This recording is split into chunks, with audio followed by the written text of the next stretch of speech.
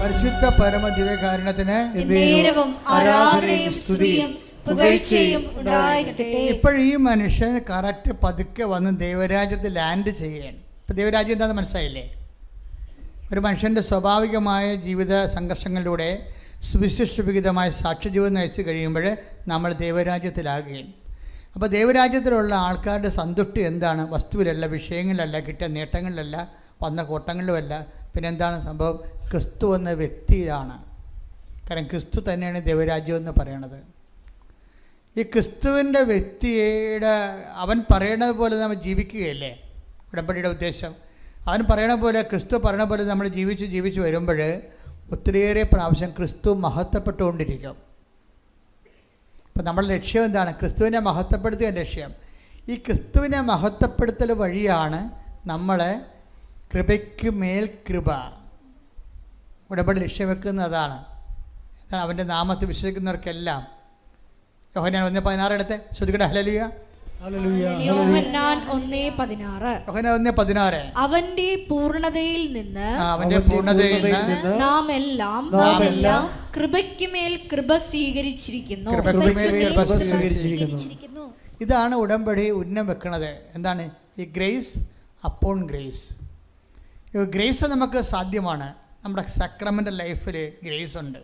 കാണപ്പെടാത്ത ദൈവത്തിൻ്റെ വരപ്രസാദം നമുക്ക് ലഭിക്കാൻ ഈശോ സ്ഥാപിച്ച് കാണപ്പെടുന്ന അടയാളങ്ങൾ കൂദാശകളാണ്. നമുക്ക് കുറേ കൂദാശകളുണ്ട്.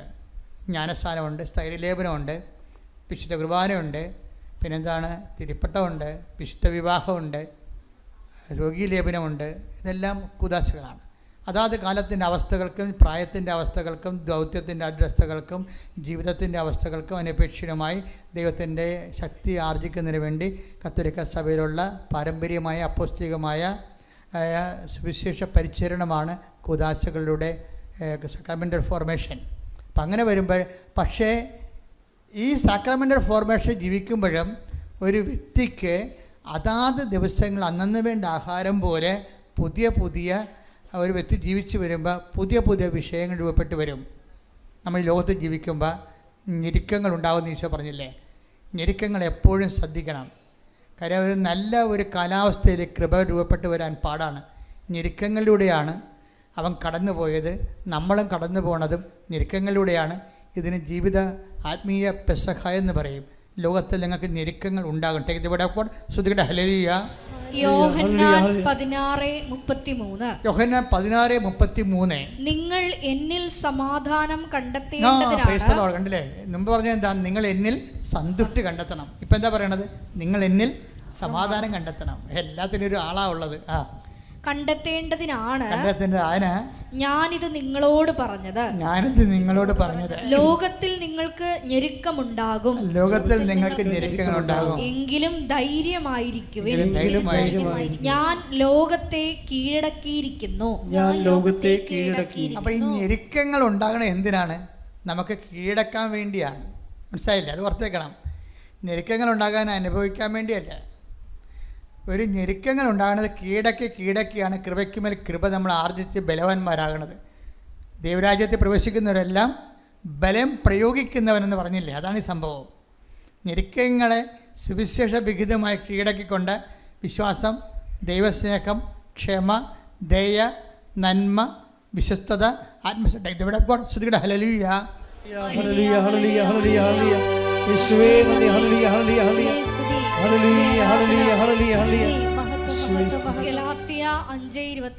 ഗലാത്യർ 5:22 എന്നാൽ ആത്മാവിന്റെ ഫലങ്ങൾ സ്നേഹം, ആനന്ദം, സമാധാനം, ക്ഷമ, ദയ, നന്മ, വിശ്വസ്തത, സൗമ്യത, ആത്മസംയമനം ഇവയാണ്. അപ്പോൾ ഈ ആത്മാവിൻ്റെ ഫലങ്ങൾ ആർജിക്കുന്നതിന് വേണ്ടി അന്വേഷണമായിട്ടാണ് ഞെരുക്കങ്ങൾ നമ്മൾ പ്രയോജനപ്പെടുത്തേണ്ടത്. ഞെരുക്കങ്ങൾ നമ്മൾ പ്രയോജനപ്പെടുത്തുന്നത് ഇതിനല്ലെങ്കിൽ ലോകായിക മനുഷ്യൻ അതിനെ വേറെ രീതി പ്രയോജനപ്പെടുത്തും. ആത്മാവിൻ്റെ ഫലങ്ങൾ അല്ലെങ്കിൽ ജഡത്തിൻ്റെ ഫലങ്ങളിലേക്ക് പ്രയോജനപ്പെടുത്തും. ശ്രുതിയുടെ ഹല്ലേലൂയ. യേശുവേ നന്ദി, യേശുവേ സ്തുതി. ഹല്ലേലൂയ. ഗലാത്യ 5:19. ഗലാത്യ 5:19. ജഡത്തിന്റെ വ്യാപാരങ്ങൾ ജഡത്തിന്റെ വ്യാപാരങ്ങൾ എല്ലാവർക്കും അറിയാം. ഈ ഞെരുക്കങ്ങൾ എന്നുള്ള സംഭവമാണ്. ഈ ഞെരുക്കങ്ങൾ ജീവിതത്തിൽ വരുമ്പോൾ നമ്മൾ എപ്പോഴും ശ്രദ്ധിക്കണം. ആത്മീയ മനുഷ്യനാണെങ്കിൽ ക്ഷമ, ദയ, നന്മ, വിശ്വസ്തത, ആത്മസംയമനം എന്ന രീതിയിൽ അതിനെ ഈ പുണ്യങ്ങൾ ആർജിക്കാൻ വേണ്ടി അങ്ങനെ കൃപയ്ക്ക് മേൽകൃപയായിട്ട് വളർന്നുകൊണ്ടിരിക്കും. ഞെരുക്കങ്ങളെ ജഡിക മനുഷ്യനാണ് നീ എങ്കിൽ എന്ത് ചെയ്യും? ജഡത്തിൻ്റെ ഫലങ്ങൾ ഞെരുക്കങ്ങളിലൂടെ ഇതുണ്ടാവും. എന്തൊക്കെ ഉണ്ടാവും? വായിച്ചേ. അവ വ്യഭിചാരം. ഞെരുക്കങ്ങൾ ഉണ്ടാകുമ്പോൾ സ്വാഭാവിക മനുഷ്യ അസ്വസ്ഥമാണെങ്കിൽ, ഇപ്പോൾ ഈ ചില ആൾക്കാരൊക്കെ പറഞ്ഞില്ലേ, ഇപ്പോൾ ഞങ്ങൾ ഇപ്പോൾ കൗൺസിലിംഗ് ഒക്കെ നടത്തുമ്പോൾ ഇപ്പോൾ ഒത്തിരി ഡിസ്റ്റർബ്ഡ് ആയിട്ടുള്ള ആൾക്കാരാണ് കൂടുതലായിട്ടുള്ള ഈ സ്വകാര്യ പാപങ്ങളും അതുപോലെ തന്നെ മറ്റ് രീതികളൊക്കെ ചെയ്യുന്ന ആൾക്കാർ. അതെച്ചാൽ നമ്മുടെ മനസ്സിനെ നമ്മൾ അലോസരപ്പെടുത്താതിരിക്കണം. ഞെരുക്കങ്ങൾ വരുമ്പോൾ സൂക്ഷിച്ചില്ലെങ്കിൽ പാപങ്ങളിലേക്ക് വീഴാൻ പോകണമെന്നൊക്കെ എന്തൊക്കെയാണ് അത്? അവ വ്യഭിചാരം, അശുദ്ധി, ദുർവൃത്തി, വിഗ്രഹാരാധന. അശുദ്ധി എന്ന് പറയണം, ദുർവൃത്തി എന്ന് പറയണം ഒക്കെ സ്വകാര്യമായിട്ടുണ്ടാകുന്ന രീതികളാണ്, സ്വകാര്യ രീതികളാണ്. അപ്പം ദുർവൃത്തി ഉണ്ടാവും. പിന്നെ വിഗ്രഹാരാധന, ആഭിചാരം. മറ്റുള്ളവരെ ഉപദ്രവിക്കാൻ വേണ്ടി, വൈരാഗ്യം ഉണ്ടാകണമെങ്കിൽ മറ്റുള്ളവരെ ഉപദ്രവിക്കാൻ വേണ്ടി ഓരോ കൂടുതലൊക്കെ ചെയ്യത്തില്ല, അതിനാണ് ആഭിചാരം. ശത്രുത, കലഹം, അസൂയ, കോപം, മാത്സര്യം, വ്യക്തി മാത്സര്യം. അത് തന്നെ. ഭിന്നത, വിഭാഗീയ ചിന്ത, വിദ്വേഷം, മദ്യപാനം, മധുരോത്സവം, ഇവയും ഈദൃശ്യമായ മറ്റു പ്രവൃത്തികളുമാണ്. ഇത്രയും സംഭവങ്ങൾ ഉണ്ടാവും. ഇപ്പൊ മയക്കുമരുന്നൊക്കെ അടിപ്പെട്ടു പോകുന്ന ആൾക്കാരില്ലേ. അപ്പം ചെറിയ ഞെരുക്കങ്ങൾ ഉണ്ടാകുമ്പോൾ ഞെരുക്കങ്ങളെ വെച്ച് ചില ആൾക്കാർ മയക്കുമരുന്ന് കച്ചവടം തുടങ്ങും. അവർ തന്നെ ചിലപ്പോൾ കഞ്ചാവ് വലിച്ച് ഭാര്യ വഴക്കിട്ട് പോയെന്ന് പറഞ്ഞുകൊണ്ട് വീട്ടിൽ നിന്ന് വെള്ളമടിച്ചുകൊണ്ടിരിക്കും. അപ്പം ഞെരുക്കങ്ങൾ ഉണ്ടാകുമ്പോൾ ഈ ഞെരുക്കങ്ങളെ കൈകാര്യം ചെയ്യുന്ന വിധമുണ്ട്. ലോകരാജ്യത്തിലുള്ളവരും നരകരാജ്യത്തിലുള്ളവരും ഇപ്പം നമുക്ക് എന്താണ് അത് തിരിച്ചറിയണം. ഈ ആൾക്കാരെ തിരിച്ചറിയണം ഇങ്ങനെയാണ്. 6:33 മത്തായി ശ്രുതികട ഹല്ലേലൂയ. 6:43. ഹല്ലേലൂയ, ഹല്ലേലൂയ, ഹല്ലേലൂയ, ഹല്ലേലൂയ. യേശുവേ നന്ദി, യേശുവേ സ്തുതി. ഹല്ലേലൂയ, ഹല്ലേലൂയ, ഹല്ലേലൂയ, ഹല്ലേലൂയ, ഹല്ലേലൂയ. യേശുവേ നന്ദി, ഹല്ലേലൂയ. പരിശുദ്ധ പരമ ദിവ്യകാരുണ്യത്തിന് ആരാധനയും സ്തുതിയും പുകഴ്ചയും ഉണ്ടായിരിക്കട്ടെ. മത്തായി 12:33. മത്തായി 12:33. ഒന്നുകിൽ വൃക്ഷം നല്ലത്, ഫലവും നല്ലത്, അല്ലെങ്കിൽ വൃക്ഷം ചീത്ത, ഫലവും ചീത്ത. എന്തെന്നാൽ ഫലത്തിൽ നിന്നാണ് വൃക്ഷത്തെ മനസ്സിലാക്കുന്നത്. മനസ്സിലാക്കുന്നത് വെച്ചാൽ തിരിച്ചറിയുന്നത്. ഫലത്തിൽ നിന്നാണ് വൃക്ഷത്തെ മനസ്സിലാക്കുന്നത്. ഇപ്പോഴും നമ്മൾ ശ്രദ്ധിക്കേണ്ടത് ദൈവത്തിൻ്റെ ദൃശ്യനിധിയിലെ ഇപ്പോൾ ഈശോ തന്നെ പറഞ്ഞിട്ടില്ലേ, നല്ല മുന്തിരിയിൽ നിന്ന് ഞെരിഞ്ഞിലോ അട്ടെ. ഇതെവിടെ പോകണം? ശ്രുതികട ഹല്ലേലൂയ, ഹല്ലേലൂയ, ഹല്ലേലൂയ, ഹല്ലേലൂയ, ഹല്ലേലൂയ. യേശുവേ ആരാധന, ആരാധന, ആരാധന, ആരാധന, ആരാധന, യേശുവേ ആരാധന. ലൂക്ക 6:43-44. നല്ല വൃക്ഷം ചീത്ത ഫലങ്ങൾ പുറപ്പെടുവിക്കുന്നില്ല, ചീത്ത വൃക്ഷം നല്ല ഫലങ്ങളും. ഓരോ വൃക്ഷവും ഫലം കൊണ്ട് തിരിച്ചറിയപ്പെടുന്നു. അതായത് ഒരു വൃക്ഷത്തിൽ കുറച്ച് നല്ല ഫലങ്ങളും കുറച്ച് ചീത്ത ഫലങ്ങളും, അങ്ങനെ ഒരു സംഭവമില്ല. പക്ഷെ നമ്മൾ കണ്ടുവരുന്നത് അങ്ങനെയാണ്. മനുഷ്യന്മാർ നല്ലൊരു അവർ ഇന്ന് നല്ലതാണെങ്കിൽ നാളെ മോശം.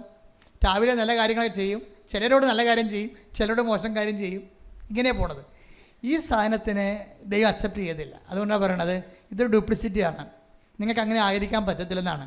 നിങ്ങളുടെ വാക്കുകൾ ഒന്നെങ്കിൽ അതേന്ന് പറയണം, അല്ലെങ്കിൽ അല്ലെന്ന് പറയണം. നടുക്കുള്ള ഡ്യൂപ്ലിസിറ്റി ദൈവം അംഗീകരിക്കണില്ല.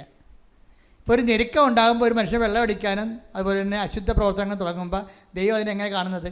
ചീത്ത വൃക്ഷമായിട്ടാണ് കാണുന്നത്. എന്താ കാര്യം? ഫലത്തിൽ നിന്ന് വൃക്ഷത്തെ തിരിച്ചറിയുന്നതാണ്. അപ്പം നമ്മുടെ സംബന്ധിച്ചുള്ള ഓപ്ഷൻ എന്താണ്?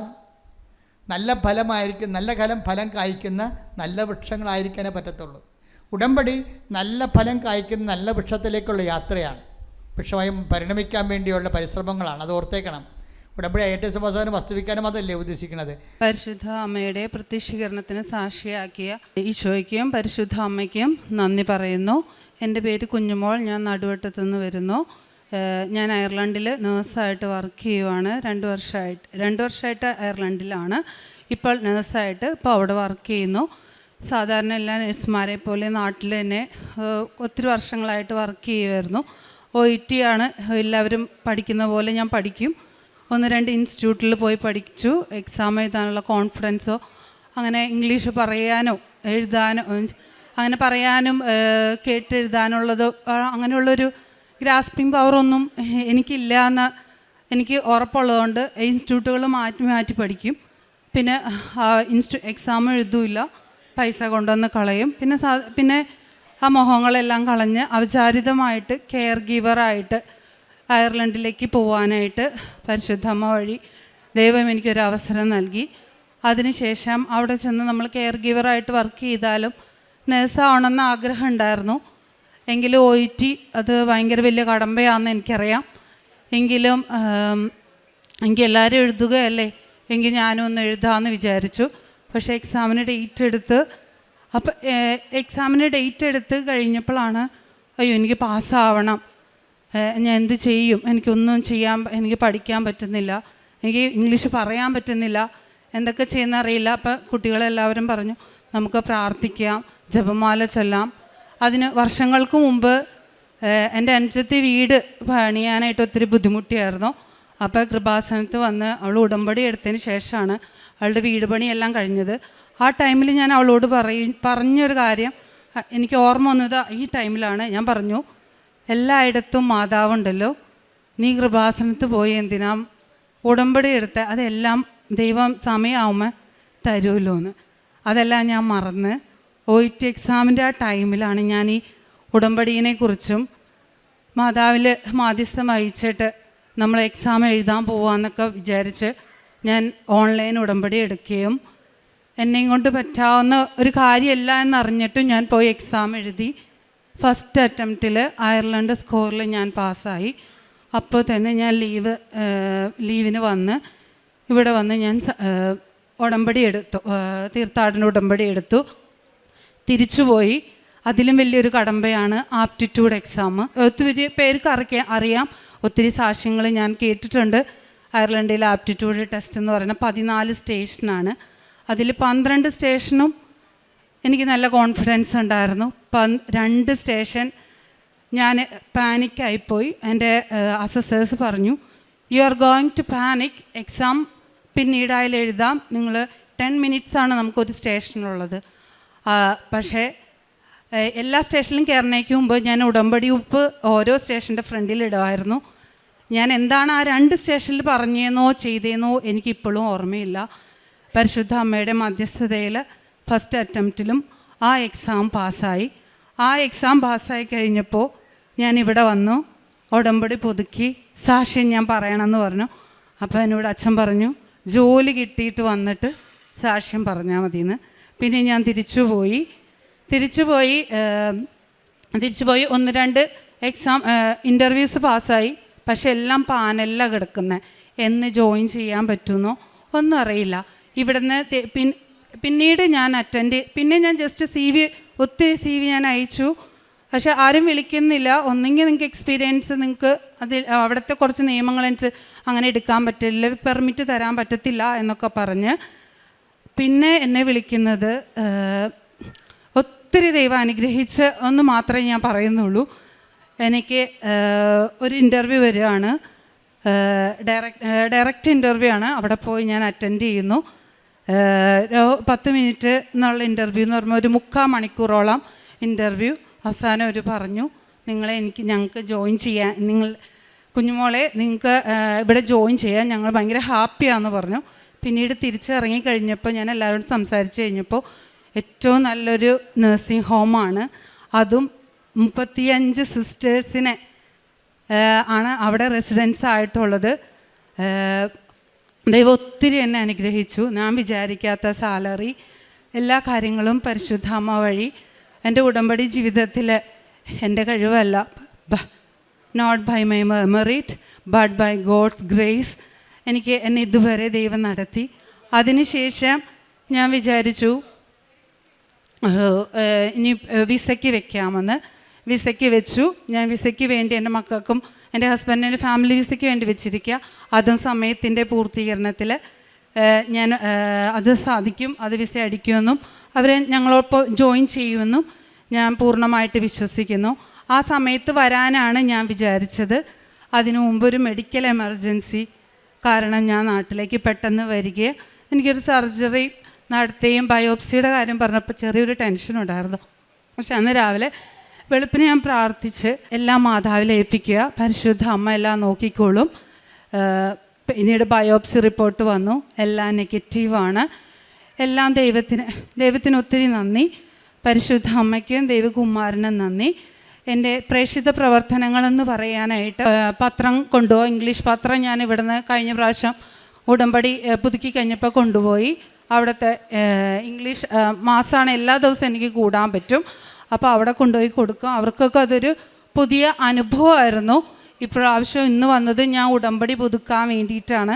ഞാൻ പത്രം വാങ്ങിച്ചിട്ടുണ്ട്, ഞാൻ അവിടേക്ക് കൊടുക്കും. പിന്നീട് എനിക്ക് എല്ലാ ദിവസവും ചില സമയങ്ങളിൽ എനിക്ക് വീഴ്ച വന്നിട്ടുണ്ട്. ഉടമ്പടി എടുത്തിട്ട് ചില സമയത്ത് മടി പിടിച്ച് കിടക്കും. ചില സമയങ്ങളിൽ കുർബാനയ്ക്ക് ഇന്ന് തണുപ്പല്ലേ പോകണ്ടെന്ന് വിചാരിക്കും. പക്ഷേ കറക്റ്റ് ഒരു 9:30-10 മണിക്കൊക്കെ അവിടെയൊക്കെ കുർബാനയ്ക്ക് പോയാൽ മതി. പക്ഷേ ഒരു 9:15-9:30 ആകുമ്പോഴേക്കും പെട്ടെന്ന് ചാടി എണീറ്റ് പള്ളിയിൽ പോകാനും കുമ്പസാരം നടത്താനും എല്ലാ ദിവസവും സാധിക്കും. പിന്നെ ഏറ്റവും വലിയ അനുഗ്രഹം എന്ന് വെച്ച് കഴിഞ്ഞാൽ എൻ്റെ നഴ്സിംഗ് ഹോമിൽ എനിക്ക് എല്ലാ ദിവസവും കുർബാനയ്ക്ക് പോകാൻ പറ്റും. എന്നും അവിടെ കുർബാനയുണ്ട്. ഇപ്പം ഞാൻ ജോയിൻ ചെയ്തപ്പോൾ ഒരു കാര്യമേ പറഞ്ഞുള്ളൂ, എനിക്ക് ഞായറാഴ്ച ഡ്യൂട്ടി തരാതിരിക്കാൻ പരമാവധി അപ്പോഴെൻ്റെ അഡോൺ പറഞ്ഞത്, നീ ഞായറാഴ്ചയും ഡ്യൂട്ടിക്ക് വന്നു, നിനക്കിവിടെ എല്ലാ ദിവസവും കുർബാനയുണ്ടല്ലോ, കുർബാന കൂടാം, അവിടെ ആർക്ക് വേണമെങ്കിലും കുർബാന കൂടാം, ജോയിൻ അവിടെ സ്റ്റാഫിനായാലും എല്ലാവരും സിസ്റ്റേഴ്സാണല്ലോ, അപ്പോൾ അതുകൊണ്ട് എല്ലാ ദിവസവും കുർബാനയുണ്ട്. അതുകൊണ്ട് എനിക്ക് കുർബാനയ്ക്ക് മുടക്കം വന്നിട്ടില്ല, കുമ്പസാരത്തിന് മുടക്കം വന്നിട്ടില്ല. എല്ലാം എൻ്റെ ദൈവത്തിലേക്ക് യേശയ്യാ പ്രവാചകൻ്റെ പുസ്തകം 45-ാം അധ്യായം 2-3 വാക്യങ്ങൾ പറയുന്ന പോലെ, ഞാൻ നിനക്ക് മുമ്പേ പോയി മലകൾ നിരപ്പാക്കുകയും പിച്ചളവാതിലുകൾ തകർക്കുകയും ഇരുമ്പോടമ്പിലൊടിക്കുകയും ചെയ്യും. നിന്നെ പേര് ചൊല്ലി വിളിക്കുന്ന ഇസ്രായേലിൻ്റെ കർത്താവായ ദൈവം ഞാനാണെന്ന് നീ അറിയേണ്ടതിന് അന്ധകാരത്തിലെ നിധികളും രസധന ശേഖരവും ഞാൻ നിനക്ക് തരുമെന്ന് എൻ്റെ ജീവിതത്തിൽ ഉടനീളം ദൈവം അനുഗ്രഹിക്കുന്ന ഇതൊക്കെ ഓർക്കുമ്പോൾ നമ്മളൊക്കെ ഈ ചെറിയ ജീവിതത്തിൽ ഒത്തിരി നന്മകൾ ചെയ്യാനുണ്ട്. അതെല്ലാം ഞാൻ തിരിച്ചറിയുന്നു. എൻ്റെ ആത്മീയ ജീവിതം ചില സമയങ്ങളിൽ തകർന്നു പോയാലും എന്നെ ഉയർത്തെഴുന്നേൽപ്പിക്കാനായിട്ട് എൻ്റെ പരിശുദ്ധ അമ്മ എപ്പോഴും എൻ്റെ കൂടെയുണ്ടെന്നുള്ള വിശ്വാസം, അതിലുപരി എനിക്ക് വേണ്ടി പ്രാർത്ഥിക്കുന്ന ഒരു പ്രാർത്ഥനാ സമൂഹം എന്നോടൊപ്പം ഉണ്ടെന്ന് എനിക്ക് പൂർണ്ണമായിട്ട് വിശ്വസിക്കാനായിട്ട് ഒത്തിരി അനുഗ്രഹങ്ങൾ, ഒത്തിരി അത്ഭുതങ്ങൾ എൻ്റെ കൺമുന്നിൽ കാണാം. ഒത്തിരി അനുഗ്രഹങ്ങൾ എനിക്ക് ദൈവം തന്നിട്ടുണ്ട്. 2-3 കാര്യങ്ങളെ എനിക്കിവിടെ പറയാൻ പറ്റും. പിന്നെ ഒത്തിരി ദേഷ്യപ്പെടുന്ന, പെട്ടെന്ന് കോപിക്കുന്ന ഒരു ക്യാരക്ടറായിരുന്നു എൻ്റെ. ഇപ്പം അതൊക്കെ പരമാവധി ഒരു പകുതിയൊക്കെ കുറയ്ക്കാനൊക്കെ ആയിട്ട് എനിക്ക് എൻ്റെ ദൈവം, എൻ്റെ പരിശുദ്ധ അമ്മ സഹായിച്ചിട്ടുണ്ട്. പിന്നെ എന്നും പണ്ടൊക്കെ ബൈബിള് നമ്മളിപ്പോൾ കുടുംബ പ്രാർത്ഥനയ്ക്ക് വായിക്കുക, നീ വായിക്കി, ഞാൻ വായിക്കി, കുട്ടികളോടായാലും നീ വായിക്കി. പക്ഷേ എന്നും ബൈബിൾ വായിക്കാനും ബൈബിൾ എഴുതാനും പുതിയ നിയമം എഴുതി കംപ്ലീറ്റ് ചെയ്യാനും പഴയ നിയമം എഴുതി തുടങ്ങി ഒരു ഭാഗം ആക്കി തീർക്കാനൊക്കെ പരിശുദ്ധ അമ്മയാണ് മാധ്യസ്ഥം വഴി എനിക്കിതെല്ലാം സാധിച്ചു. എൻ്റെ ഈശോയ്ക്ക് ഒത്തിരി നന്ദി. സ്തുതിയായിരിക്കട്ടെ. Praise the Lord. ഞാനിവിടെ, എൻ്റെ പേര് ടോണി, ഞാൻ കോട്ടയം മുണ്ടക്കയത്ത് നിന്ന് വരുന്നു. ഞാനിവിടെ ഉടമ്പടി എടുത്ത ദിവസം 19/3/2024. ഞാനെൻ്റെ +1 എൻ്റെ അമ്മയാണ് എനിക്കിവിടെ കൃപാസനത്തെക്കുറിച്ച് പറഞ്ഞു തന്നത്, എൻ്റെ അമ്മയും അപ്പനും. ഞാനിവിടെ വന്ന സമയത്ത് എനിക്ക് ആദ്യമേ ഒന്നും വിശ്വാസമില്ലായിരുന്നു. വിശ്വാസമില്ലെന്ന് പറഞ്ഞാൽ അമ്മയുടെ കൂടെ വെറുതെ വരും, പിന്നെ തിരിച്ചു പോകും. പിന്നെ അമ്മ പ്രാർത്ഥിക്കുന്ന ഇരിക്കാൻ നേരം വീണ്ടും അമ്മ പ്രാർത്ഥിക്കാൻ നേരം ചുമ്മാ അമ്മയുടെ കൂടെ ഇരിക്കും, പിന്നെ ഇറങ്ങിയിട്ട് പോകും. ഞാൻ എൻ്റെ +2 പഠിച്ചുള്ള സമയത്താണ് നമ്മുടെ കൊറോണ സമയം വന്നത്. എൻ്റെ പ്രിൻസിപ്പാൾ, എൻ്റെ സാറുമാർ എന്നോട് പറഞ്ഞു, നീ ഉറപ്പായിട്ടും തോറ്റു, നീ പരീക്ഷയ്ക്ക് പാസ്സാകത്തില്ലെന്ന് 100% എന്നോട് പറഞ്ഞു. എനിക്കന്ന് സത്യം പറഞ്ഞാൽ എൻ്റെ അമ്മയെ കൂട്ടിക്കൊണ്ട് ഞാൻ സ്കൂളിൽ പോയ സമയമാണ്. എൻ്റെ അമ്മയ്ക്കും എനിക്കും അത് നല്ലപോലെ അങ്ങ് വിഷമം എന്ന് പറഞ്ഞാൽ നല്ലപോലെ വിഷമമായിപ്പോയി. എനിക്ക് അങ്ങ് മനസ്സിന് വലിയ ഭാരം, ഒരു കല്ലെടുത്ത് വെച്ച പോലെ വേദനയായിപ്പോയി. ഞാൻ പഠിക്കുമായിരുന്നു, പക്ഷേ വലിയതായിട്ടൊന്നും പഠിക്കുന്ന ആവറേജ് സ്റ്റുഡൻറ്റ് തന്നെയായിരുന്നു. ഞാൻ വലിയതായിട്ട് പഠിക്കുന്ന കുട്ടികൾ. എന്നോട് എൻ്റെ പ്രിൻസിപ്പാളും എൻ്റെ ടീച്ചർമാരും, എനിക്ക് വേണ്ടപ്പെട്ട ടീച്ചറും കൂടെ ഞാൻ തോറ്റുപോകുമെന്ന് പറഞ്ഞപ്പോൾ എൻ്റെ മനസ്സങ്ങ് ഇടിഞ്ഞു പോയി. അന്ന് വൈകിട്ട് എൻ്റെ അമ്മ എന്നോട് പറഞ്ഞു, എടാ ഇന്ന് മുതൽ പ്രാർത്ഥിക്കാനിരിക്കുന്ന സമയത്ത് നീ ഈ ആവശ്യമില്ലാത്ത രീതിയിൽ ചുമ്മാ ചിന്തിച്ച് അങ്ങോട്ടും ഇങ്ങോട്ടും മര്യാദയ്ക്ക് ഇരുന്ന് നല്ല രീതിയിൽ മാതാവിനോടുള്ള വിശ്വാസത്തോടെ നീ പ്രാർത്ഥിക്കാൻ പറഞ്ഞു. തൈലം നെറ്റി പൊഴുത്താനെല്ലാം പറഞ്ഞു തന്ന് ഞാൻ പഠിക്കുകയും ചെയ്തു. ഞാൻ +2 70% മേളിൽ നല്ല രീതിയിൽ മാർക്കോടെ പാസ്സായി. ഞാൻ ഡിഗ്രിക്ക് പോയി. ഡിഗ്രിക്ക് ഞാൻ ഒരുപാടെടുത്ത് അഡ്മിഷൻ പോയി. പക്ഷേ എനിക്ക് ഞാൻ ഉദ്ദേശിച്ച കോളേജൊന്നും എനിക്ക് കിട്ടിയില്ല. അവസാനം എനിക്ക് എൻ്റെ അടുത്ത തന്നെയുള്ളൊരു കോളേജ് മാതാവ് വഴി എനിക്കൊരു നല്ലൊരു കോളേജിൽ അഡ്മിഷൻ ലഭിച്ചു.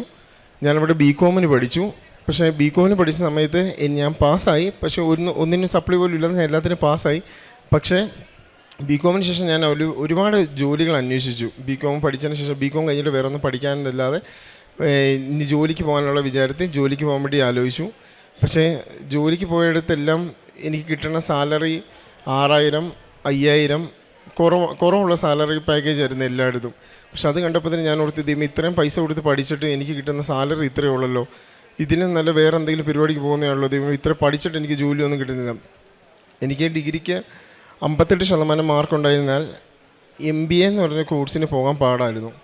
ഞാനപ്പം ഉള്ളിടത്തെല്ലാം MBA കോഴ്സ് അന്വേഷിച്ച് നോക്കി. അപ്പോൾ എന്നോട് പറഞ്ഞു 65% നല്ല മാർക്കുണ്ടെങ്കിൽ 65% മേളിൽ മാർക്കുണ്ടെങ്കിൽ MBAക്ക് കിട്ടുകയുള്ളൂ. അപ്പം എവിടുന്ന് ഞാൻ എൻ്റെ ഡിഗ്രി സർട്ടിഫിക്കറ്റ് അയച്ചു കൊടുത്തു. അവിടെ നിന്നെല്ലാം എനിക്ക് റിജക്ഷനാണ് കിട്ടിയേക്കുന്നത്. ഞാനപ്പം MCOMന് നോക്കി. MCOMന് ചെന്നാൽ ഞാൻ ഉദ്ദേശിച്ച കോളേജ് എനിക്ക് കിട്ടിയില്ല. അവസാനം ഞാൻ എൻ്റെ അമ്മയുടെ പ്രാർത്ഥനയിലും മാതാവിൻ്റെ അനുഗ്രഹത്താൽ എനിക്ക് നല്ലൊരു കോളേജിൽ നിന്ന് ഇങ്ങോട്ട് വിളി വന്നു. DC school of management and technology Vagamon പുള്ളിക്കാനത്ത് എനിക്ക് MBAക്ക് സീറ്റ് ലഭിച്ചു. പക്ഷേ ഞാൻ ചേർന്ന ആ സമയം മുതൽ എന്നോട് അവിടുത്തെ ടീച്ചർ എന്നോട് പറഞ്ഞു, ഇതിന് വരുന്ന കമ്പനിക്കാർ അഥവാ പ്ലേസ്മെൻറ്റ് വരുന്നതെല്ലാം നോക്കുന്നത് 70% മേളിൽ മാർക്കുള്ള കമ്പനികൾ മാത്രമേ നല്ല കമ്പനികൾ കിട്ടുകയുള്ളൂ. അല്ലെങ്കിൽ MBA വെറുതെ പഠിച്ചിട്ട് വെളിയിൽ പോയി പ്ലേസ്മെൻറ്റ് നോക്കാമെന്നായിരുന്നു. അപ്പോഴും എൻ്റെ മനസ്സ് വീണ്ടും ഇളഞ്ഞു. ഞാനപ്പോൾ ഓർത്ത്, ദൈവമേ എന്നെ ഇവിടെ നീ പരീക്ഷിക്കുകയാണല്ലോ, എല്ലായിടത്തും ചെല്ലുന്നിടത്തെല്ലാം എനിക്ക് അവഗണനയും റിജക്ഷൻ മാത്രമേ ഉള്ളൂ. ഇത്ര അമ്മയുടെ കൂടെ ഞാൻ എൻ്റെ അമ്മ പറയുന്നിട്ട് ഞാൻ അമ്മയുടെ കൂടെ ഇത്രയും ചേർന്നിട്ട് എന്തിനാ എന്നെ ഇങ്ങനെ തള്ളി പറയുന്നത്, എന്നെ ഇതുപോലെ ഒറ്റപ്പെടുത്തുന്നതെന്ന് ഓർത്തു. അവസാനം ഞാൻ ഒരിക്കലും വിചാരിച്ചില്ല എനിക്ക് ഇതുപോലെ കിട്ടുമെന്ന്. കാരണം കഴിഞ്ഞ 2 മാസം മുന്നേ ഞങ്ങളുടെ കോളേജിൽ ഒരു പ്ലേസ്മെൻറ്റ് വന്നു. ആദ്യത്തെ തന്നെ പ്ലേസ്മെൻറ്റിൽ എനിക്ക് കിട്ടി. അത് ഞാൻ ദൈവത്തോട് വളരെയധികം നന്ദി പറയുന്നു. എൻ്റെ അമ്മ മാതാവ് കർത്താവ് എനിക്ക് എൻ്റെ കൈ വിട്ടില്ലെന്ന് ഞാൻ പറയും. അതുപോലെ ഞാൻ എൻ്റെ മനസ്സ് അതുപോലെ നേറിയും വിഷമിച്ചും മുറിഞ്ഞും ഞാൻ ഉറങ്ങാതെ പോലെ ഇരുന്ന ദിവസങ്ങളുണ്ട്. എൻ്റെ റൂമിലുള്ള കൂട്ടുകാരോട് ഞാൻ പറഞ്ഞു, ദൈവമേ എടാ എനിക്കിത് ജോലി കിട്ടാതാവുമോ, ഞാൻ ഇവിടെ നിന്ന് ഇറങ്ങിപ്പോയി കഴിഞ്ഞാൽ ഇത്രയും ലക്ഷം രൂപ മുടക്കി പഠിച്ചിട്ട് എനിക്ക് ജോലി കിട്ടാതായി കഴിഞ്ഞാൽ ഞാൻ എന്ത് ചെയ്യുമെന്ന് പറഞ്ഞു. ലാസ്റ്റ് അവർ പറഞ്ഞു, എടാ കിട്ടും, നീ പേടിക്കൊന്നും വേണ്ട, നിനക്ക് ജോലി കിട്ടുമെന്ന് പറഞ്ഞു. പക്ഷേ എനിക്കൊരു ഉറപ്പില്ലായിരുന്നു. കാരണം എനിക്ക് ആ പാടെ ഇത്ര ശതമാനം മാർക്കേ ഉള്ളായിരുന്നു, ജോലി കിട്ടത്തില്ലെന്നോ എൻ്റെ മനസ്സിൽ. കാരണം പാവം എൻ്റെ അപ്പനും അമ്മയും ജോലി കിട്ടുമെന്നുള്ള വിശ്വാസത്തിൽ എൻ്റെ ഈ ഇത്രയും പൈസ മുടക്കി ഇവിടെ പഠിപ്പിച്ചു. പക്ഷേ ഇവിടെ നിന്ന് വരുന്ന ഒന്നും കിട്ടത്തില്ലെന്നുണ്ട്. ലാസ്റ്റ് ദൈവം അനുഗ്രഹിച്ച് എനിക്ക് നല്ലൊരു കമ്പനി പ്ലേസ്ഡായി. ഞാൻ ഈ വരുന്ന ഏപ്രിൽ 1-ാം തീയതി ജോയിൻ ചെയ്യണം. ബാംഗ്ലൂരാണ്. അതുപോലെ തന്നെ ഞാൻ ഈ ജോലിക്ക് കയറിയ സമയത്ത് എനിക്ക് 6 റൗണ്ട് ഉണ്ടായിരുന്നു. ഒരു personal interview, HR round, aptitude test. ഈ ടെസ്റ്റിനെല്ലാം ഞാൻ കയറിയ സമയത്ത് എൻ്റെ അമ്മ തന്ന, അന്ന് ഞാൻ +2 പഠിച്ചുകൊണ്ട സമയത്ത് കൈ തന്ന കാശ് രൂപം ഈ തൈലം നെറ്റി പുരട്ടിയിട്ടാണ് ഞാൻ ചെല്ലുന്നത്. ഞാൻ നമ്മുടെ ഇവിടെ നിന്ന് ലഭിക്കുന്ന ഉപ്പ് എൻ്റെ നാവിൽ ചെറുതായിട്ട് വെക്കും. നാവിൽ വെച്ചിട്ട് ഞാൻ പ്രാർത്ഥിച്ചു, മാതാവേ എന്നെ കൈവിടരുതേ, എനിക്ക് ഓരോ റൗണ്ടിൽ നീ എത്തിക്കണമേ, എനിക്ക് നല്ലൊരു ജോലി കിട്ടണമെന്ന പ്രാർത്ഥനയോടെയാണ് മുന്നോട്ട് പോയത്. ഈശോയ്ക്കും അമ്മയ്ക്കും വളരെയധികം നന്ദി. പ്രത്യേകിച്ച് എനിക്ക് നല്ലൊരു സ്നേഹമുള്ളൊരു അപ്പനെയും അമ്മയും നല്ലൊരു അനിയനെ കിട്ടിയതിന് ഞാൻ ഒരുപാട് നന്ദി പറയുന്നു. ജീവിതത്തിൽ എനിക്ക് ഏറ്റവും വലിയ ഭാഗ്യം എന്ന് പറഞ്ഞാൽ എൻ്റെ അപ്പനും അമ്മയും അനിയനുമാണ്. അവരിവിടെ ഇരിപ്പുണ്ട്. ഞാൻ അവർക്ക് വേണ്ടി പ്രത്യേകം ഈശോയുടെ മുൻപിൽ നന്ദി പറയുന്നു. അമ്മയെ അവർക്ക് നല്ല ആയുസ്സും ആരോഗ്യം കൊടുത്ത് അവരെ പരിപാലിക്കണമെന്ന് പ്രാർത്ഥിക്കുന്നു. അതുപോലെ തന്നെ ഞാൻ പ്രേക്ഷിത പ്രവർത്തനം എന്ന് പറയുന്നത് ആദ്യമൊക്കെ ഇവിടുന്ന് ലഭിക്കുന്ന ഉടമ്പടി പത്രം എനിക്ക് കൊടുക്കാൻ മടിയായിരുന്നു. ഞാൻ കുരിശടിയിലും അല്ലവ പള്ളികളുടെ വെളിയിൽ നേർച്ചപ്പെട്ടിയുടെ മേളിലായിട്ടൊക്കെ വെച്ചിട്ടാണ് പോയിക്കൊണ്ടിരുന്നത്. അതിനുശേഷം എൻ്റെ മുമ്പത്തെ പ്രാവശ്യം ഇവിടെ വന്ന് ഉടമ്പടി പൊടിക്കുന്ന സമയത്ത് ഞാൻ ഈ പത്രങ്ങൾ ഞങ്ങളുടെ അയലോക്കത്തുള്ള, ആദ്യമേ എനിക്ക് മടിയായിരുന്നു അയലോക്കത്തുള്ള വീടുകളിൽ കൊണ്ട് നേരിട്ട് പത്രം കൊടുക്കുന്നത്. നമ്മൾ അവരെന്ത് വിചാരിക്കും, അവരെ കളിയാക്കുക എന്നുള്ള വിചാരത്തിലായിരുന്നു. പക്ഷേ അതിനുശേഷം എൻ്റെ അമ്മയുടെ വാക്ക്, അതുമില്ല, അമ്മയുടെ വാക്ക് പോലും മാത്രമല്ല, എൻ്റെ ഉള്ളിൽ നിന്നൊരു തോന്നലുണ്ട്, ദൈവമേ നീ എന്ന അവസരങ്ങൾക്ക് ഞാൻ തിരിച്ച് നിന്നോട് എന്തെങ്കിലും കടപ്പെട്ടില്ലെങ്കിൽ ഞാൻ വെറും നന്ദികേട്ടവനായിപ്പോവും. ഞാനപ്പം ഓരോ വീടുകളിലും ചെന്ന് ഓരോരുത്തരും, അത് എല്ലാ വീടുകളിലും ചെന്ന് പത്രങ്ങൾ നേരിട്ട് കൊണ്ടെടുപ്പി മേടിക്കാൻ മടിയുള്ളവർക്ക് കൊടുക്കാതിരിക്കും. അതെന്ന് പറഞ്ഞാൽ വേണ്ടെന്ന് ചില ആൾക്കാർ പറയും, അയ്യോ ഇത് ഞങ്ങളിവിടെ എടുക്കത്തില്ല, എനിക്കിത് വേണ്ട. ചില ആൾക്കാർ വീട് തുറന്ന് കയറി വരുമ്പോൾ തന്നെ മടി കാണിക്കുന്നവരുണ്ട്, അയ്യോ ഗേറ്റ് തുറക്കല്ലേ, ചില പേടിച്ചിട്ടായിരിക്കും ഇപ്പോഴത്തെ കാലമായത്. പിന്നെ ചില ആൾക്കാർ പറയും, അയ്യോ എനിക്ക് പത്രം വേണ്ട, ഇത് നമ്മുടെ വീട്ടിൽ ഇഷ്ടം പോലെ ഇരിപ്പില്ല. അങ്ങനെയുള്ളവർക്കൊന്നും കൊടുക്കത്തില്ല. ആവശ്യം വേണ്ടവർക്കും ആവശ്യക്കാർക്കും വേണ്ടി മാത്രം ഞാൻ കൊടുക്കും. ഓരോ വീടുകളിലും കയറി ചെന്ന് ഞാൻ കൊടുക്കും ഓരോരുത്തർക്കായി. അമ്മ മാതാവിനും ഈശോയ്ക്കും ഒരുപാട് നന്ദി.